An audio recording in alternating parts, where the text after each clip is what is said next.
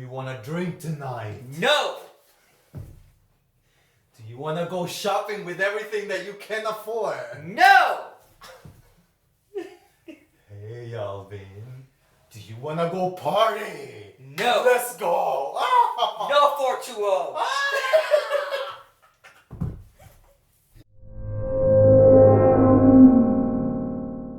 Good morning and happy Monday. Welcome to October. Here we are. And 10 months out of the year, 2 months to go to end 2020. Yes! Hope everybody's doing well. This morning's topic, Marlon. The demons within you. Wow. Yeah. So, We're just... Oh, man. go on.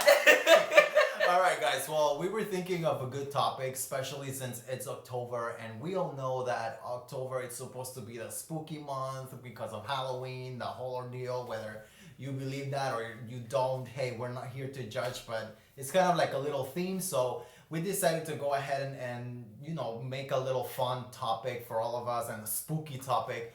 But we were technically just discussing with Alvin that, hey, there some of us we have a face, but behind that face there is always a struggle. We all have, like I just said, a demon within us. And sometimes that's something that we have to live with and learn how to cope with it, but at the same time not let it overpower us. So today we want to talk about that. So what do I mean by demons within you? Well, maybe you struggle with alcoholism. Maybe you struggle with being a workaholic. Maybe you struggle with, I don't know, depression. Maybe you have all of these struggles, which are our demons within us. So we're going to go ahead and get started, and we're going to go with number 1 point. Okay. So topic number 1, we'll be discussing getting rid of bad influences.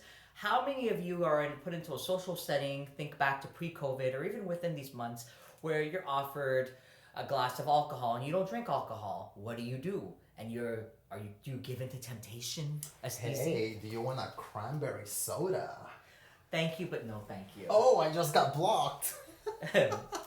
So basically, thank you, Marlon, for that. So basically, think of yourself as always having a shield. This is a Halloween prop from last year, but you have to pretend that you have a shield at all times to protect yourself. And if someone's really aggressive, that's what you do. Exactly. And in a nice way, but sometimes being nice is not really received well. So sometimes you have to be a bit more direct. And then you take the shield and you take the invisible armor and you say, no, thank you. So, in other words, follow your gut. You know what's right within yourself. So don't let anybody else alter your vision of who you are, how you were raised, and where you want to go. Certain things, yes. Certain things, no. But your gut is your gut, and it will never lead you wrong. So if you know alcoholism is something you suffer with, why would you put yourself in a bar setting? But you want to meet people. So why would you go in a bar? So there are other things to do. What else do you like to do? Do you like to cycle? Do you like to go running? Do you like to go to the beach? Do you like to maybe have virtual sessions where you talk about the book club of the week, if that even still happens? So there are other things, but Google is a good idea. I know, I've been Googling ideas while I've been locked in for this long, and it's something I can put out there to help you guys. So that is point number 1, and it's a lot of seeds that you can plant. Let it process, marinate in your head, and go from there. And for point number 2, we want to talk about discovery. What do I mean by discovery? Well, your addiction, whatever you struggle, or the demon within you, it might really not be you.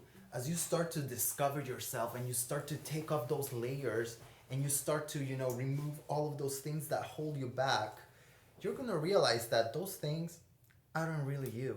So what's really important is to discover what makes you happy, that's not going to take you or lead you into a wrong pathway.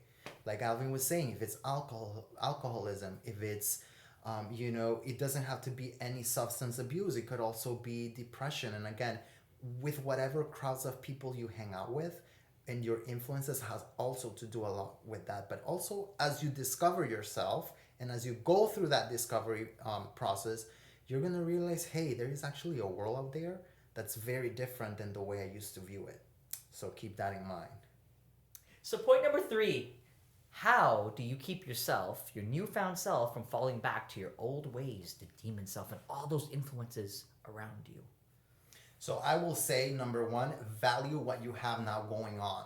So let's say if you have overcome all of those struggles and you've learned and you have overcome them, value yourself and value the life that you have going on for you, and value those new habits or whatever it is that you have discovered yourself. Because guess what?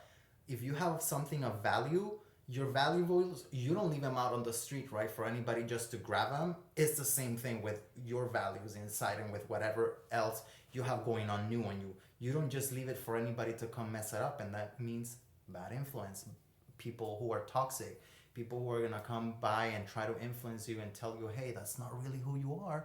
And you just tell them, actually, it is who I am because it's making me be a better person. And by understanding that, you're going to open up to all this. You got rid of the old. So all this new energy, people feel it. They're going to see it. They're going to sense it. So you imagine going out into a public setting and you're outside going for a run, a jog, or whatever. You never know who could spot you and be like, hey, eye connection, even without speaking.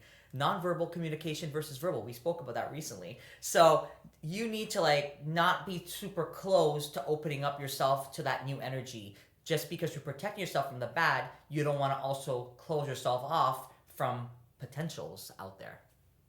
And again, guys, we just want to remind you to subscribe to our YouTube, Instagram, and my favorite part of the video, guys, because we like to make you laugh the whole time we've been cracking up. Because I've been putting this hat on, and I've been saying, "Ahua, Chihuahua, where my tacos are, my friend." See you guys next week. Ciao!